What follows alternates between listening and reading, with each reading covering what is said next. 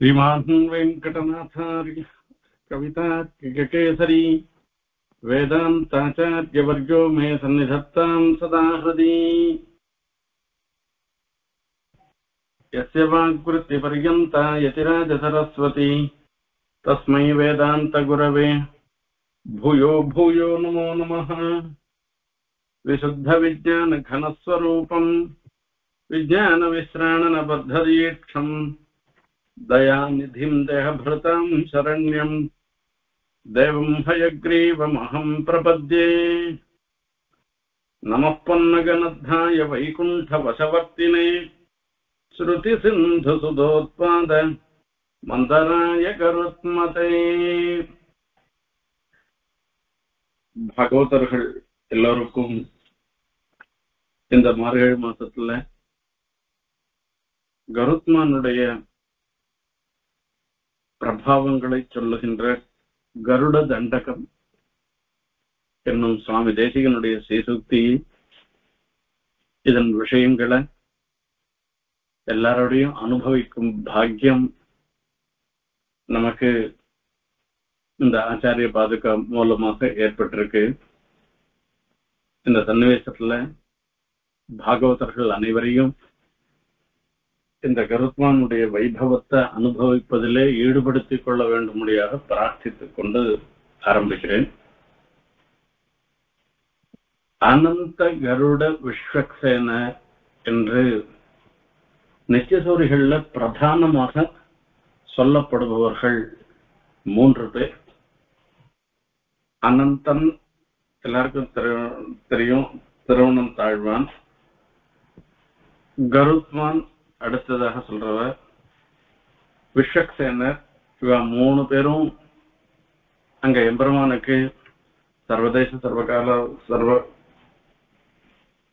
சர்வகாலமாக சர்வாவஸ்தோசிதமான கைங்கரியங்களை பண்றவர்களாக இருந்துருக்கா.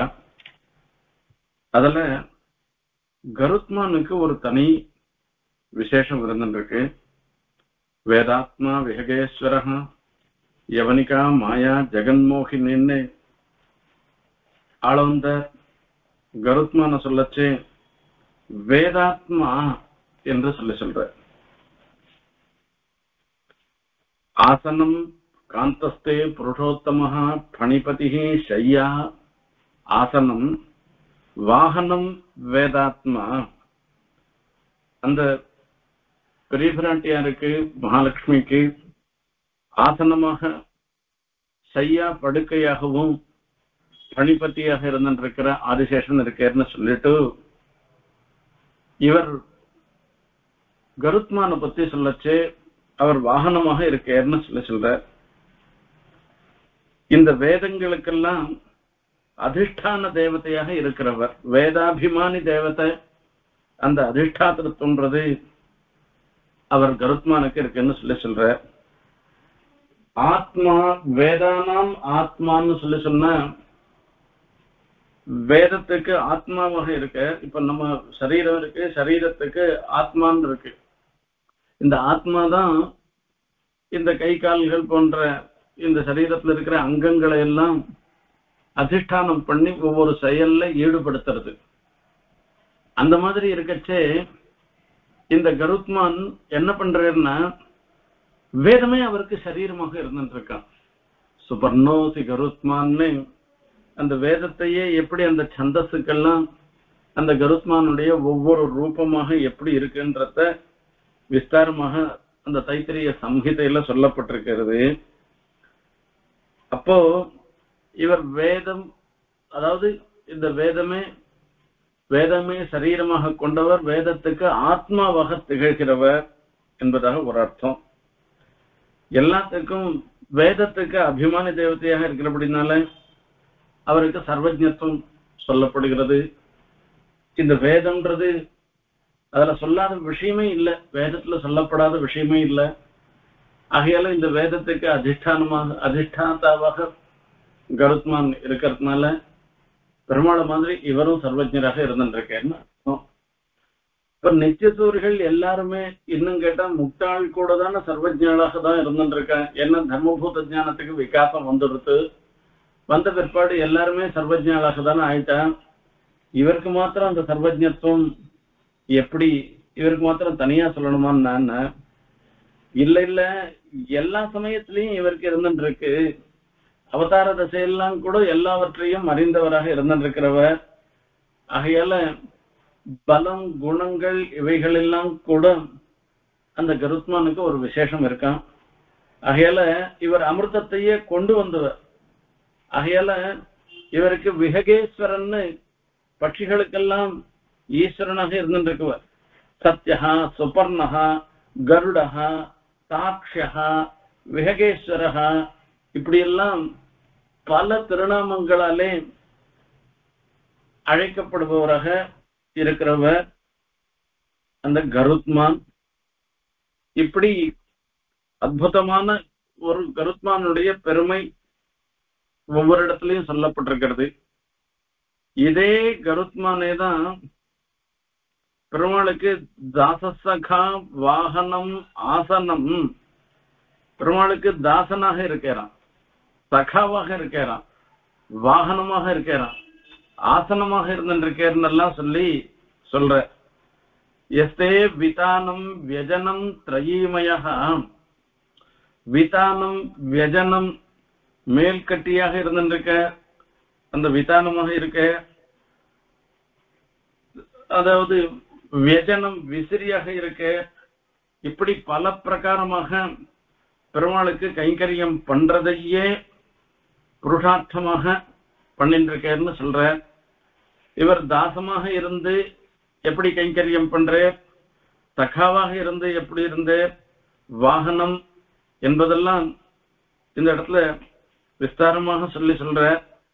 தாசசகா வாகனம் ஆசனம் துவஜா எஸ்தே விதானம் வியஜனம் திரயீமய உபஸ்திதம் தேன புரோ கருத்மதா தொதங்கி சம்மர்த கிணாங்க சோபினா. கருத்மானுக்கு இன்னொரு ஒரு ஏற்றம் இருந்துருக்கான். அந்த பெருமாள் கருத்மான வாகனமாக ஆக்கிண்டு கருத்மான் மேல வரைறான். ஆசிரித்த ரட்சணத்துக்காக வேக வேகமா வரைய, இது வாயு வேகம், மனோவேகம், கருத்மானுடைய வேகம் என்று வேகமாக போறதுல பிரசித்தமானவர் கருத்மா. அப்படி இருக்கச்சே கூட அவர் போற வேகம் கூட இவருக்கு போறலையா. ஆசிரித்த ரட்சணத்துல எதனா வந்துடுத்துன்னா என்ன பண்றதுன்னு, நாம போறதுக்குள்ள ஆசிரித்தாளுக்கு எதனா கஷ்டம் வந்துடுத்துன்னா என்ன பண்றதுன்னு ஒரு விசாரமா இவருக்கு. அதுக்காக பெருமாள் என்ன பண்றாராம், இந்த காலால எட்டி எட்டி உதைக்கிறாராம். இந்த எட்டி எட்டி உதைக்கிறதுனால என்னாச்சு, அது ஒரு அடையாளம் ஆயிடுச்சு. இந்த மாடு, வண்டி மாடு ஓட்டச்சே என்ன பண்ணுவான்னா, இந்த மாடு சில சமயத்துல மொள்ள போகும், அந்த வாலை முறுக்குவா வேகமா போறதுக்கோசரம். அதுவும் போகாது போலன்னாக்கா ரெண்டு கால் நடுவுல எட்டி உதைப்பா. எட்டி உதைச்சால்னாக்கா அது வேகமா ஓடும். அது ஒரு மர்மஸ்தானம் அதுக்கு. அந்த மாதிரி பெருமாள் தன்னுடைய திருவடியால வேகமா போன்னு சொல்லி சொல்றாராம். அந்த பெருமாள் திருவடி பட்ட இடம் மொத்தம் தழும்பு வந்துட்டான். அந்த தழும்பு தொதங்கு சம்மர்த கிணாங்க சோபினான்னு சொல்ற. அதனுடைய பெருமாளுடைய திருவடி சம்பந்தப்பட்டு எப்ப பார்த்தாலும் அந்த சம்பந்தப்பட்டு அதுவே ஒரு தழும்பு மாதிரி இருக்கு. அந்த தழும்பே அந்த கருத்மானுக்கு ஒரு சிறப்பு, ஒரு சோபையை ஏற்படுத்துறதுன்னு விஸ்தாரமா சொல்ற. ஆகையால அவர் தாச சப்தத்தினால சொல்ற, அவர் எம்பெருமானுக்கு தாசனாக இருக்க. ஏன்னா எல்லா தாசபூதா சுதசர்வை ஆத்மானா பரமாத்மனான்னு பரமாத்மாவுக்கு எல்லாருமே தாசனாக தான் இருந்துருக்கா. இவருக்கு மாத்திரம் என்ன தாசத்துவம் என்ன இருக்கு, மீதி பேருக்கெல்லாம் கிடையாது என்ன அப்படின்னா, இந்த தாசனாக அவர் இட்ட கட்டளையை செய்யறவராக இவர் இருந்துருக்கு. தாசன்றவனுடைய ஒரு லட்சணமே என்னன்னா, சுவாமிக்கு இஷ்ட விநியோகமாக இருக்கிறது. தனக்குன்னு ஒரு எண்ணம் இல்லாமல் சுவாமிக்கு என்ன எண்ணமோ அந்த எண்ணத்தையே செய்யறதுதான் தாசனுடைய ஒரு நிலைப்பாடு. அந்த நிலைப்பாட்டுக்கு இவர் முக்கியமாக இருந்துருக்கேன்னு அர்த்தம் இருக்கு. இந்த தாசத்துவம்ன்றது சேத்தன இடத்துலதான் வரும், சேஷத்துவம்ன்றது அச்சேதன இடத்துல வரும். ஆகையால இங்க சேத்தனனாக இருந்திருக்கிறதுனால எம்பெருமானுக்கு சேஷபூதமாக இருந்தாலும் தாசத்துவம் தான் முக்கியமாக சொல்றது.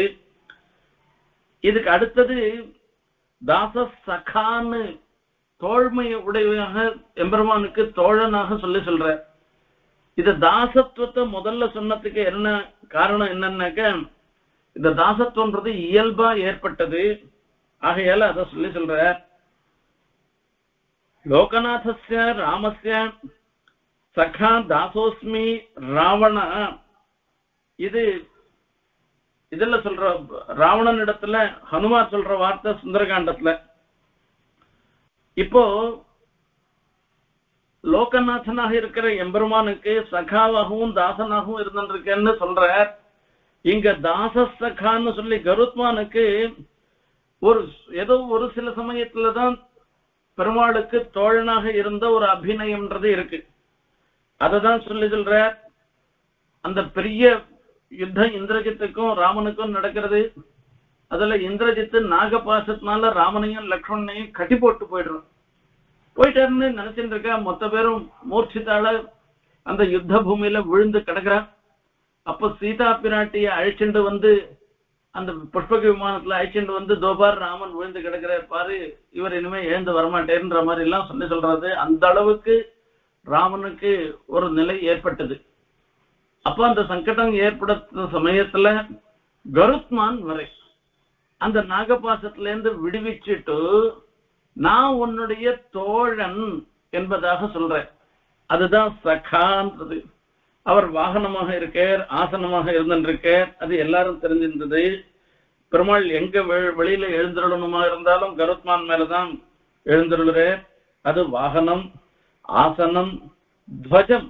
கருடத்வஜதோஷாய கீதோ கருட தண்டகான்னு இந்த கருட தண்டகத்துக்கு முடிக்க போறார். கடைசியில சொல்லச்சு கருடத்வஜனாக இருந்திருக்கிறவர் அந்த கருத்மான் தான் துவஜமாகவும் இருந்திருக்கார் பெருமாளுக்கு. எஸ்தே விதானம் வியஜனம் திரயீமயா. விதானமாக, விதானம்னாக்க அந்த மேல இது கட்டி இருக்கிறது இருக்க, மேல் கட்டி இருக்க, அதுக்கு சொல்றது விண்ணீல மேலாப்பு விரித்தாற் போல் வினதை சிறுவன்னு சொல்ற. ஆகையால விதானமாக இருந்திருக்கேனா, வியஜனம் விசிறியாக இருந்திருக்க. இப்படியெல்லாம் அந்த கருத்மான் இருக்க. கருத்மானுக்கு ஒரு ஏற்றம் சொல்றது. இதுல ஒரு சுவாரஸ்யமான விஷயம். கண்ணன் அவதாரம் பண்ற இந்த சிறைச்சாலையில தேவகிக்கும் வசுதேவருக்கும் மகனாக குழந்தையாக அவதாரம் பண்ற. அவர் பறக்கச்செய்ய, அதாவது அவதாரம் பண்ணச்செய்ய எம்பெருமானுக்கு உண்டான சமஸ்த லட்சணங்களோட அவதாரம் பண்ற. சமத்வதம் பாலகம் அம்புஜேக்ஷணம்னு அவர் எல்லாம் இந்த சங்க சக்கராதி இந்த பஞ்சாயுதங்களோடையும் ஸ்ரீவத்சம் கௌஸ்துபம் பீதாம்பரம் எல்லாத்தையும் அங்க சமர்ப்பிச்சுட்டு அத்தோட அவதாரம் பண்றேன். தேவகி பாக்குறா, இப்படியே இருந்தா இதெல்லாம் அனர்த்தம் வந்துருங்கப்பா, உபசம்ஹர விஸ்வாத்மன்னு சொல்லி பிரார்த்தனை பண்றேன். அப்ப அவரே வழி சொல்ற, என்னை கொண்டு போய் திருவாயூர்பாடியில விட்டுருங்கோ என்று சொல்ற. அப்போ வசுதேவர் கண்ணனை எழுந்தருள பண்ணி கொண்டு போறேன். போன உடனே அந்த வசுதேவர் வரச்சேயே யமுனை வழி விட்டுருத்தான். சமுத்திரராஜன் மாதிரி பிரார்த்திக்க வேண்டிய அவசியமே இல்லை. பெரிய வெள்ளம் போயிட்டு இருக்கு யமுனையில. இருந்தா கூட காலாலேயே நடந்து போய் அந்த தாண்டி விடுற அளவுக்கு அந்த வெள்ளம்லாம் குறைச்சுண்டு யமுனை வழி விட்டுருத்து. ஆதிசேஷன் தன்னுடைய படங்களோட கூட அவர் அந்த இடத்துல கொடை பிடிக்கிற மாதிரி போற. அந்த படங்கள்ல இருக்கக்கூடிய ரத்தனங்கள்லாம் அப்படியே அது வெளிச்சம் காண்பிக்கிறது. எப்படி நகர்ந்து போயிட்டு இருக்கு. அந்த இடத்துல கருத்மானுடைய காரியம் என்னன்னு கேட்டா, கருத்மான் என்ன பண்றாருன்னா, அந்த சமயம் குழந்தை, சின்ன குழந்தை, அப்பதான் பிறந்த குழந்தை, அதுவும் பாதராத்திரியில போறது. பாதராத்திரியில போனா காத்து கருப்பு அண்டுன்னு சொல்லுவா. இந்த பெண்கள்லாம் சின்ன குழந்தைய, இப்ப ஒரு 3 மாசம், 1 வயசுக்குள்ள இருக்கிற குழந்தைய அவேளையில அழிச்சுட்டு போக மாட்டா. ஏன்னா அதுக்கு எதனா காத்து கருப்புன்னு வந்துட்டோம்னாக்கா அது குழந்தைக்கு கஷ்டமா போயிடுமேன்னுட்டு இந்த காத்து கருப்புன்றது இந்த பேய் பிசாசு தான் சொல்றது குழந்தைக்கு ஒரு அதுக்காக இந்த காத்து கருப்பெல்லாம் அண்ட விட்டாதபடி கருத்மான் தன்னுடைய ரெக்கையினால விசிறிண்டே போறான். கருத்மான் வேதாத்மாவாச்சே, வேத ஸ்வரூபியாச்சே, வேதத்துக்கிட்ட எந்த ராட்சசனோ எந்த பேயோ எந்த பிசாசோ எதுவுமே கிட்ட வர முடியாது இல்லையா?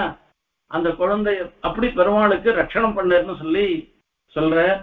எஸ்தே விதானம் யஜனம் திரைமய உபஸ்திதம் தேன புரோ கருத்மதா தொதங்கி சம்மர்த கிணாங்க சோபினன். இந்த பெருமாளுக்கு எதிர அவர் எப்பவுமே எழுந்தருளி இருக்கிறான். இதுதான் கருத்மான். எந்த திவ்ய தேசத்துல போனாலும் கருத்மான் பெரிய திருவடி பெருமாளுக்கு நேரம் இருந்துன்றப்ப. என்னன்னு கேட்டா திருக்குறுங்குடி திவ்ய தேசத்துல பார்த்தோம்னா கருத்மான் சின்னவரா இருப்பேன். ஏன்னா நம்பாடுவான் பெருமாளை சேவிக்கணுமா, இங்க இருந்து தூரேந்து பெருமாளை சேவிக்கணுமா, அதுக்காக தான் அந்த நம்பாடுவானுக்கு சேவை சாய்க்கிறதுல குறவு வரக்கூடாதுன்றதுக்காக தான் தன்னுடைய ரூபத்தை குறுக்கிக்கிறான். இப்படி குறுக்கிண்டு கொஞ்சம் வழி விடுறான். இப்படி எல்லாம் கருத்மான் விஷயத்துல பல விசேஷங்கள்லாம் சொல்லப்படுகின்றன. அப்பேற்பட்ட கருத்மான பத்தி சொல்ற விஷயம்தான் இது. அந்த கருத்மானுக்கு சொல்லச்சே ஸ்ருதிமயமதி ஹர்ஷ பிரஸ்ரயஸ்மைர வக்த்ரம் மணிமுகருமிவாக்ரே மங்களம் ரங்கதாம்னஹ சரணமபிகதாஸ்மோ யத்ர ரூபஸ்வரூபஸ்வகுண மகிமதர்ஷி மோததே ரங்கசாயி. ஸ்ரீரங்கத்துல ரங்கநாதனுக்கு எதிர கருத்மான் இருக்கு. அங்க 2 கருத்மான் இருக்கு. பெரிய கருத்மான் மொத்தம் இருக்கு அந்த மண்டபத்துல. அதுக்கு முன்ன சன்னதியிலேயே அந்த பெருமாளுக்கு எதிர ஒரு கருத்மான் இருந்துருக்க. அந்த கருத்மான் எப்படி இருக்கேன்றத சொல்ற. ஸ்ருதிமயம் அதிஹர்ஷ பிரஸ்ரயஸ்மேர வக்த்ரம். அவருடைய திருமுக மண்டலம் அப்படியே சிரிச்சுண்டு இருக்கான். அது பார்த்தோம்னாலே ரொம்ப ஆச்சரியமா இருக்கும். அந்த கருத்மானுடைய திருமுக மண்டலம் சேவிக்கிறதுக்கு அப்படியே ரொம்ப நல்லா இருக்கும். அதுல அது ஸ்ருதிமயமாக இருந்துருக்கு. ஸ்ருதிமய மதி ஹர்ஷ பிரஸ்ரய ஸ்மேரவக்திரம் மணி மகுர விவாக்ரே மங்களம் ரங்கதாம்னஹா. அந்த ரங்கநாதனுக்கு மணிமுகுரம் இவ எதிர ஒரு கண்ணாடி வச்சா எப்படி இருக்குமோ அப்படி இருந்துருக்கான். இதுதான் அந்த இடத்துல ஒரு பெரிய விசேஷம். இந்த பெருமாளுடைய குணங்கள் எல்லாவற்றையும் வெளிப்படுத்துவராக இருந்துருக்கிறான். கருத்மான சேவிச்சாலே போறோம், அந்த பெருமாளுடைய குணங்கள் எல்லாம் அதுலயே அவருக்கே தெரிஞ்சு போயிட்டோம்னு அர்த்தம் அதுக்கு. ஆகையால அந்த பெரிய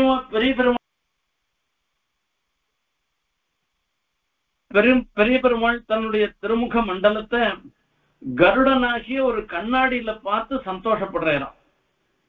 இது நமக்குதான் அந்த கண்ணாடியில பார்த்து நாம பார்த்தோம்னாக்கா அதுல ஒரு சந்தோஷம் வரும். பிம்பம் பிரதிபிம்பம் எல்லாம் பார்த்தோம்னா ஒரு சந்தோஷம் வரும். நாம உனக்கு கொஞ்சம் ஒப்பனை எல்லாம் பண்ணிட்டோம்னாக்கா அது கண்ணாடியில பார்த்து இது நல்லா இருக்கான்னு சொல்றது. பெருமாளுடைய திவ்யமங்கள விக்கிரகம், அது விக்கிரகம் எப்படி இருக்குன்றத பெருமாளே கருத்மான் ஆகிற கண்ணாடியில பார்க்க. இந்த கண்ணாடி எதிர இருக்கிற முகத்தை தான் பிரதிபலிக்கும், குணங்களை காண்பிக்காது. திவ்யாத்மஸ்வரூபத்தையும் காண்பிக்க கூடியதாக இருக்கு. பெருமாளுடைய மகிமை அந்த திவ்யாத்ம குணங்கள் ஞான பலைஸ்வரிய வீரிய சக்தி தேஜஸ்ன்னு சொல்லக்கூடிய எல்லாமே காண்பிக்கிறது. இது மாத்திரமில்ல, அந்த ரங்கநாதன் ஆசிரியர் பக்கத்துல வச்சிருக்கிற கருணையும் பிரதிபலிக்கிறதா அந்த கருத்மானது. இது அத்தியாச்சரியமான கண்ணாடி. இந்த கண்ணாடி சரணம் அபிகதாஸ்மோ யத்ர ரூபஸ்வரூப யத்ர ரூப ஸ்வரூப ஸ்வகுண மகிம தர்ஷி மோதத்தே ரங்கசாயி. இந்த கருத்மான பார்த்து அவருக்கும் ஒரு சந்தோஷம் வருதான். இப்படி கருத்மானுக்கு ஒரு ஏற்றம் சொல்லப்பட்டிருக்கிறது. அப்பேற்பட்ட கருத்மான் விஷயமான இந்த கருட தண்டகத்தை நாம பார்க்கிறோம். ஆழ்வார் நாயிகா பாவத்தை ஆசிரியிச்சு பெருமாளை ஏதோ ஒரு சமயத்து தூது விடுற, வண்ட தூது விடுற, அஞ்சலிய மடனாராய் பாசுரத்துல வரைச்சே. இந்த வண்ட தூது விடச்சே கூட எப்படி எனக்கு சேவை சாய்க்கணும் என்பதாக அருளாத நீர் அருளி அவராவி துவராமுன் அருளாழி பொற்கடவி அவர் மீதி ஒரு நாள் என்று அருளாழி அம்மானை கண்டக்கால் இது சொல்லி அருளா சொல்லி அருள் ஆழி வரிவண்டே யாமுமென் பிழைத்தோமே. வண்ட பார்த்து பிரார்த்தனை பண்ற, வரிவண்டே நீ எனக்காக ஒரு அனுகிரகம் பண்ணணும் என்று பிரார்த்தனை. நம்மாழ்வார் நாயிகா பாவத்தை ஆசிரியிச்சு இந்த பிரார்த்தனையில என்ன சொல்ற, அருளாத நீர் அருளி அவராவி துவராமுன், என்னுடைய தலைவியாக இருந்திருக்கா நாயிகா பாவத்தை ஆசிரியச்சிருக்கிற நம்மாழ்வாருக்கு பெருமாள் இதுவரைக்கும் சேவை சாய்க்கல. அதனால இதுவரைக்கும் சேவை சாய்க்காது போனா போயிட்டு வருது, இனிமேலாவது அனுகிரகம் பண்ணணும். அவர் ஆவி துவராமுன், இந்த சரீரத்திலிருந்து இந்த ஆத்மா வெளிக்கிளம்புவதற்கு முன்பாகவே சேவை செய்ய பெருமாள் ஒரு முறை சேவை சாய்ச்சேர்னா போறோம். அந்த பெருமாள் சேவை சாய்க்காது போயிட்டே இருந்தாக்க இந்த ஆத்மா இந்த சரீரத்துல இருக்கவே இருக்காது, இதை தரிக்கவே முடியாது போயிடும். சரி, எப்படி சேவை சாய்க்கணும் என்ன, அருளாழி பொற்கடவி, அந்த கருட வாகனனாக எழுந்தருளி சேவை சாய்க்கணும். அந்த கருட சேவை, அந்த கருடன் மேல எழுந்தருளி சேவை சாய்க்கணும். எனக்காக பிரத்யேகமா சேவை சாய்க்கிறதுனாக்க உமக்கு ஏதான அவமானமா இருந்தா கூட அவர் வீதி ஒரு நாள் என்று, அவர் வீதி, இப்ப அந்த ஆழ்வார் எழுந்தருளி இருக்கிற வீதியில, அந்த வீதியில வந்தா போறோம், நான் ஜன்னனால உங்க சேவிச்சுக்கிறேன். அப்போ அந்த கருத்மான் மேல எழுந்தருளி இருக்கிற எம்பெருமான சேவிக்கிறதுன்றது அவ்வளவு விசேஷம். எல்லா ஊர்லயும் கருட சேவைன்றது பெரிய விசேஷமாக சொல்லப்படுகிறது. ஆகையால அந்த கருத்மான் பெருமாள் மாத்திரம் சேவிக்கிறது இல்ல, கருத்மான் மேல பெருமாள் சேவிக்கிறதுன்றது ஒரு விசேஷம். இப்படி ஒரு அனுகிரகம் பண்ணணும்னு பிரார்த்தனை பண்ற. காஞ்சிபுரத்துல இந்த வைசாகோத்சவத்துல 3ஆம் திருநாள் இந்த கருட சேவை காத்தால வரும். அந்த காத்தால பெருமாள் எழுந்திருச்சு, மீதி நாள்ல நேரம் எழுந்திருடுவேன். நம்மாழ்வார் சன்னதிக்கு நேர எழுந்தருளி அங்க நம்மாழ்வாருக்கு சீசடார் எல்லாம் இது பண்ணி ஒரு விசேஷமான ஒரு அனுகிரகம் நடக்கும். அந்த வீதிக்கு ஆழ்வார் பிராகாரம் என்றே பேர் அதுக்கு. இப்படி கருத்மான் மேல எழுந்தருளி அனுகிரகம் பண்றது, அந்த கருத்மானோட பெருமானை சேவிக்கிறது, அந்த கருட சேவை சேவிக்கிறதுன்றது ரொம்ப விசேஷமாக கருதப்படுகிறது. நடாதூரம்மாள் அந்த காத்தால வேள நாம அனுசந்தானம் பண்றதுக்கு உண்டான 4 ஸ்லோகம் சொல்ற. அந்த ஸ்லோகங்கள்ல கூட வரைச்சே அந்த பெருமாள் எப்படி வரணும் என்பதை சொல்லச்சே, பிராதஸ்மராமி பவபீதி மகார்த்தி சாந்தியை நாராயணம் கருட வாகன மஞ்சநாபம் கிராஹாபிபூத மதவாரண முக்தி ஹேதும் சக்ராயுதம் தருண வஹரிஜ பத்ர நேத்ரம். பிராதஸ்மராமி, பிராத்தர் நமாமி, பிராத்தர் பஜாமி என்றெல்லாம் ஆரம்பிக்கிற ஸ்லோகங்கள். பிராதஸ்மராமி நான் காத்தால நித்தியம் நான் நினைக்கிறேன். எப்படின்னா, பவபீதி மகாத்தி சாந்தியை, இந்த சம்சாரம், இந்த சம்சாரத்துல வரக்கூடிய ஒரு பெரிய ஒரு பயங்கரமானது. இது எத்தனையோ சுகம் துக்கம் இதெல்லாம் மாறி மாறி வந்துட்டு, இன்னும் கேட்டா எல்லாமே துக்கம் சாகரமாக தான் இருக்கு இந்த சம்சாரம். இதுல வரக்கூடிய ஒரு பெரிய துக்கம், அந்த துக்கத்தை போக்கடிப்பதற்காக நாராயணம் கருட வாகன மஞ்சநாபம், நாராயணனை ஸ்மரிக்கிறேன்னு சொல்ற. நாராயணன் எப்படிப்பட்ட நாராயணனை ஸ்மரிக்கிறேன்னா, கருட வாகனத்துல எழுந்திருக்கவர், நிலைமைக்க சாவணனாக எழுந்திருக்கிற நாராயணன் கிராஹாபிபூத மதவாரண முக்தி ஹேதும். முதலையினாலே பீடிக்கப்பட்ட கஜேந்திராழ்வானுடைய முக்திக்கு காரணமாக இருந்திருக்கிற எம்பெருமானை சக்கராயுதம் தருணவாரிஜ பத்திர நேத்திரம், சக்கராயுதத்தை தரிச்சிருக்கவ தாமரப்பூ போன்ற திருக்கணுகளை உடைய எம்பெருமானை பிராதஸ்மராமின்னு சொல்ற. இதுல இருந்து கருட வாகனம் அஞ்சனாபம்னு அந்த கருட வாகனனாக அந்த பெருமாளை சேவிக்கிறதுக்கு அவ்வளவு விசேஷம் சொல்லப்பட்டிருக்கிறது. இந்த மாதிரி பல பிரகாரமாக கருட வாகனத்தோடு கருடனுக்கு ஒரு ஏற்றம் இருக்கிறதுனால அந்த கருட வாகனமும் அதுக்கு பெருமாளுக்கு வாகனமாக இருந்திருக்கிற எம்பெருமான் கருடன் அந்த வாகனத்தோட பெருமாளை சேவிக்கிறது. இது எல்லாருக்குமே ஒரு பெரிய பாக்கியத்தை கொடுக்கும்ன்றது தெரியப்படுத்துற. இப்படி கருத்மானுடைய வைபவம் பலவாறாக, இது விஹகேந்திர சம்ஹிதைன்னு ஒரு சம்ஹிதை இருக்கு கருத்மானுடைய வைபவத்தை சொல்றதுக்கு. பாஞ்சராத்திரத்துல சொல்லிருக்கு. இன்னும் பல இடங்கள்ல இது தர்மசாஸ்திரங்கள்லாம் கூட அந்த விஹகேந்திர சம்ஹிதையில சொல்லப்பட்டிருக்கு. ரொம்ப அபூர்வமான விஷயங்கள்லாம் கூட அந்த விஹகேந்திர சம்ஹிதையில சொல்லிருக்கு. இப்படி கருத்மானுக்கு பல விதமான ஏற்றங்கள் உள்ளன. அப்பேற்பட்ட கருத்மான் விஷயமாக 2 ஸ்தோத்திரங்கள் சுவாமி தேசிகன் பண்ணிருக்க. ஒவ்வொருத்தருக்கும் ஒவ்வொரு சுவாமி தேசிகனுக்கு கருத்மானுடைய விசேஷ அனுகிரகம் உண்டு. என்னன்னு கேட்ட, தன்னுடைய மாமாவான அப்புள்ளாரிடத்துல எல்லா சகல கலைகளையும் அவர் அதிகரிக்கிறார். எல்லா சாஸ்திரங்கள் அத்தியனம் பண்றது எல்லாம் பண்ணிட்டு அதுக்கப்புறமா அவர் திருவகீந்திரபுரத்துக்கு போறேன். திருவகீந்திரபுரத்துல போயிட்டு அந்த ஔஷதாத்ரியில முதல்ல கருடனை குறிச்சு உபாசனம் பண்றேன். கருட மந்திரத்தை சொல்லி கருடனை குறிச்சு உபாசனம் பண்றேன். உபாசனம் பண்ணின பிற்பாடு அந்த கருத்மானே ஹைகிரீவ மந்திரத்தை சுவாமி தேசிகனுக்கு உபதேசம் பண்றேன். பிரத்யட்சமாக உபதேசம் பண்றேன். அந்த ஹைகிரீவ மந்திரத்தை உபாசனம் பண்ணின பிறகு ஹைகிரீவ சாட்சா்காரம் ஏற்பட்டு அந்த சுவாமி தேசிகன் சர்வதந்திர சுதந்திரனாக ஆரேர், கவிதார்க்கிக சிம்மமாக ஆரேர். இதெல்லாம் இப்ப சுவாமிக்கு ஏற்பட்ட ஒவ்வொரு விசேஷமுமே அதுக்கு எல்லாவற்றுக்கும் மூல காரணம் கருத்மானுடைய அனுகிரகம் தான். இப்போ அந்த கருத்மான் விஷயமாக கருட தண்டகமும் கருட பஞ்சாசத்தும் சாதிச்சிருக்க என்பது ஒண்ணு. கருட தண்டகத்துல எந்த சந்தர்ப்பத்துல ஏற்பட்டதுன்றத பார்க்கணும்.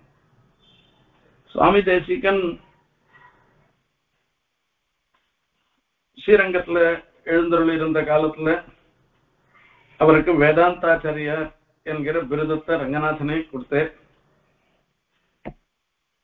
அவருடைய தேவியாக இருக்கிற பெரிய பிராட்டியார் சர்வதந்திர சுதந்திரம் அந்த விருதத்தெல்லாம் கொடுத்தார். பல விருதங்கள் அவருக்கு, கவிதார்க்கிகம், சர்வதந்திர சுதந்திரம், இப்படி எல்லாம் பல விருதங்கள்லாம் விகாசிமந்தி விருதானின்னு சொல்ற. இதெல்லாம் சாதாரண விருதம் இல்ல, இதெல்லாம் ரொம்ப ரொம்ப பிரசித்தமானது, ரொம்ப ரொம்ப ஒரு விசேஷத்தோடு கூடின விருதங்கள். இந்த விருதங்கள்லாம் சுவாமிக்கு வந்திருக்கு. சுவாமி வைராக்கியசாலி, எந்த விருதத்தையும் அவர் ஆசைப்படல. ஆனா பெருமாளே அனுகிரகிக்கச்சே அதை நாம் தரிப்பது நம்மளுடைய கர்த்தவியம், கடமை என்கிற முறையில சுவாமி அந்த விருதங்களை எல்லாம் அது இது பண்ணிட்டு, கவிதார்க்கிக கேசரினா வெங்கடநாதேன விரச்சிதா ஏதாம்னெல்லாம் சொல்லி அங்கங்க சொல்லிக்கிறேன். என்ன இதெல்லாம் பிராட்டியார் அனுகிரகம் பண்ணது, பெருமாள் அனுகிரகம் பண்ணது. வேதாந்த் ஆச்சாரிய சம்ஞாம் அவஹித பகுவித் சார்த்தம் அன்வர்த்தயாமின்னு அதிகரண சாராவளி பண்ணச்சு. தனக்கு வேதாந்தாச்சாரியன்ற திருநாமத்தை ஒரு விருதத்தை ரங்கநாதன் கொடுத்துட்டு, ரங்கநாதனுடைய வார்த்தை பொய்யாக கூடாதுன்றதுக்காக அந்த பிரம்மசூத்திரத்துக்கு ஸ்ரீபாஷ்யத்துக்கு விஷயங்கள் எல்லாவற்றையும் அதிகரண சாராவளின்னு சொல்லி அத்தியுதமான ஒரு கிரந்தத்தை பண்ண. அங்க பத்யை ரேதைஹி ஸ்வஹ்ருத்யைஹி பிரணம மகிமவத்து பாஞ்சஜன்ய கிரவேண சாத்மாதம் ரங்கநாத ஸ்வயமிதி முகரீகிருத்திய சம்மோதத்தை ஸ்மான்னு சொல்லி சொல்ற. இவருக்கு அந்த வேதாந்தாச்சாரியர்னு பிருதம் கொடுத்து அந்த பிருதத்தை சார்த்தகம் ஆக அந்த அதாவது அந்த பிருதம் அது தகுந்த இடத்துக்கு தான் போயிருக்குன்றத நிலைநாட்டி இந்த கிரந்தத்தை சாதிச்ச உடனே அந்த ரங்கநாதனுக்கே ஒரு பெரிய சந்தோஷம் ஏற்பட்டுதான். இவருக்கு அந்த விருதம் கொடுத்தத சார்த்தமாக ஆக்கினேர்னு சொல்லி சந்தோஷப்பட்டார்னு உபசம்ஹாரம் பண்றார். இதல்ல இந்த மாதிரி சுவாமி தேசிகன் இப்படி சர்வதந்திர சுதந்திரன்ற விருதத்தையும் அவர் தனக்கு தானா எதையும் ஆசைப்படல, பெருமாளை கொடுத்தது அந்த திவ்ய தம்பதிகளால அனுகிரகிக்கப்பட்ட ஒரு விருதம். இந்த விருதத்தோட அங்கங்க சஞ்சாரம் பண்ணிட்டு இருக்க. இது காஞ்சிபுரத்துல இந்த கருட தண்டகன்றது அவதரிச்சதாக சொல்லி சொல்ற. சுவாமி தேசிகன் இடத்துல எப்பவுமே நல்லவாழ் ஒருத்தர்ல இருந்தாள்னாக்க அவள் இடத்துல அசூயன்றது பல பேருக்கு இருக்கும். அந்த மாதிரி இவரிடத்துல தேசிகன் இடத்துல அசூய சில பேர். இவர் சர்வதந்திர சுதந்திரன்னு விருதம் போட்டுக்கிறாரு இல்லையோ, இங்க தந்திரன்றது சாஸ்திரத்தை சொல்றது, சர்வ சாஸ்திரத்தையும் சொல்றது. இப்ப இந்த சாஸ்திர விஷயங்கள்ல வரைச்சே சுவாமி தேசிகனோட வாதிட்டு யாராலையும் ஜெயிக்க முடியாது.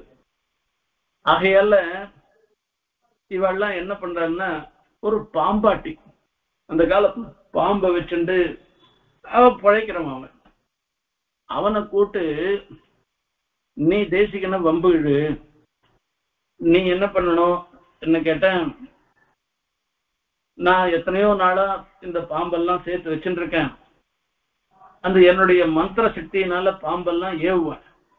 அதை ஏவினேன்னாக்க எதனா ஒண்ணு அதையும் நீ மீறி ஒரு சக்தி இருக்கிறவனாக நீ இருக்கணும்னு சொல்லி சொல்ற. அப்போ அந்த பாம்பாட்டி சொன்னாலும் கூட சுவாமி தேசிகன் காஞ்சிபுரத்துல இந்த குளத்தினுடைய வடவண்ட பக்கத்துல ஒரு புத்து இருக்கு. இவன் எத்தனையோ நாள் பாம்பாட்டி சொல்லிட்டே இருக்கான், நீ என்னோட வான்னு ரொம்ப கிழ்த்துன்னு இருக்கான், அதை கேட்கல. சரி ஒரு நாள் அவன் ரொம்ப துவம்சம் பண்றான், இம்சை பண்றான். சரி ஆறுது ஆட்டண்டான்னு அந்த வடவண்ட கரையில இருக்கிற புத்து பக்கத்துல போய் அவர் உட்காந்துட்டு தன்னை சுத்தி 7 கோடு போட்டுட்டாரான். அந்த 7 கோடு போட்ட பிற்பாடு அங்க நடுவுல உட்காந்துட்டு நீ என்ன பண்றியோ பண்ணிக்கோ என்று சொல்லிட்டேன். நான் இந்த பாம்பாட்டி தன் கையில இருந்த ஒவ்வொரு பாம்பா விடுறான். இந்த பாம்பெல்லாம் ஒண்ணு முதல் கோடுலயே தாண்ட முடியல, அங்கேயே சுருண்டு விழுந்து போயிடுச்சு. இன்னொன்னு அடுத்த 2வது கோடுக்கு போறது, 3வது கோடுக்கு போறது, இப்படி போயிட்டே இருந்து. இது இந்த பாம்புகளால எத்தாலையும் அந்த 7 கோடு தாண்டி போக முடியல. கடைசியில ஒரு பாம்பு இருந்து அது மந்திர சக்தியோட கூட அந்த பாம்பை ஏவினான். அது என்ன பண்ணிச்சுன்னா ஒரு அந்த 7வது கோடையும் தாண்டி அது போறது.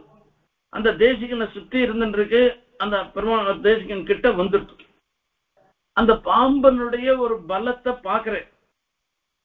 இப்ப பெருமாள் அந்த சுவாமி தேசிகன் என்ன பண்றாருன்னா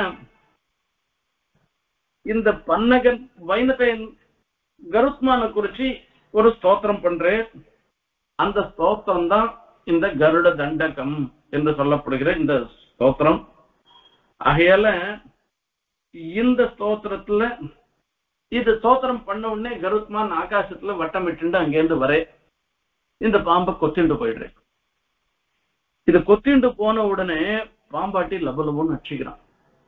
ஐயோ நான் பெரிய தப்பு காரியம் பண்ணிட்டேன், எனக்கு உங்க மேல எந்த துவேஷமோ பொறாமையோ எதுவுமே கிடையாது, என்னமோ எல்லாரும் ரூபாய் கொடுத்து நீ அவரோட வம்புக்கு இழுத்து பாரு, அவர் எப்படி சர்வதந்திர சுதந்திரம்னு பேர் போட்டுக்கலாம்னு கேட்டு பாருன்னு சொல்லி சொன்னா, அதனால நான் வந்துட்டேன். நானு இப்ப என்னுடைய பாம்பெல்லாம் இப்ப போயிட்டுனாக்கா நான் எத்த வச்சு நான் பழைப்பு நடத்துறது, எனக்கு வேற ஒன்றும் வழி இல்லாத போயிட்டேன்னு சுவாமியின் இடத்துலயே சரணாகதி பண்றேன். என்னுடைய பிழைய பொறுத்தருள வேணும்னு சொல்லி பிரார்த்தனை பண்றான். அதுக்கப்புறமா சுவாமி என்ன பண்றாருனாக்கா அவளுடைய வேண்டுகோளுக்கு அவன் என்ன பிரார்த்தனை பண்ணிட்டானோ அதுக்கு தகுந்த மாதிரி அனுகிரகம் பண்ண என்பதாக இந்த கருட தண்டத்தினுடைய அவதாரம் எப்படி ஏற்பட்டதுன்றதுக்கு ஒரு விற்த்தாந்தம் தேசிக சரித்திரத்துல சொல்லப்படுகிறது. ஆகையால அந்த கருட தண்டகத்தினுடைய சிறப்பு இது தண்டகம் என்கிற முறையில இருக்கு. இந்த தண்டகத்தினுடைய சிறப்பு, அதுக்கப்புறமா அதுல உண்டான ஒவ்வொரு சரணத்துக்களுடைய விசேஷங்களை நாம் ஒவ்வொரு இதுக்கப்புறம் வரக்கூடிய உபன்யாசங்கள்ல பார்க்கலாம். இன்றைய தினத்துல அவதாரிக்கையாக கருட தண்டத்துக்கு அவதாரிக்கையாக கருத்மானுடைய பெருமையும் பெருமாளுக்கும் கருத்மானுக்கும் இருக்கக்கூடிய சம்பந்தமும், அந்த கருட வாகனத்துல பெருமாளை சேவிச்சா ஏற்படக்கூடிய விசேஷமான நன்மைகளும், இந்த கருட தண்டகம் எப்படி அவதரித்தது, இந்த ஸ்தோத்திரம் எப்படி அவதரித்தது என்கிற விஷயமும், சுவாமி தேசிகன் விஷயத்துல கருத்மான் பண்ணின அனுகிரகத்தையும் நாம பார்த்தோம். இப்படி நாம எல்லாரும் கருத்மானுடைய அனுகிரகத்துக்கு பாத்திரமாகணும்னு பிரார்த்திச்சுண்டு அடுத்த உபன்யாசத்திலிருந்து இந்த கருட தண்டகத்தினுடைய ஸ்லோகங்கள், ஸ்லோகம், சரணம் இவைகளுடைய அர்த்தத்தை பார்ப்போம். கவிதார்க்கிக சிம்ஹாய கல்யாண குணசாலினி ஸ்ரீமதே வெங்கடேசாய வேதாந்த குரவே நமக்கு.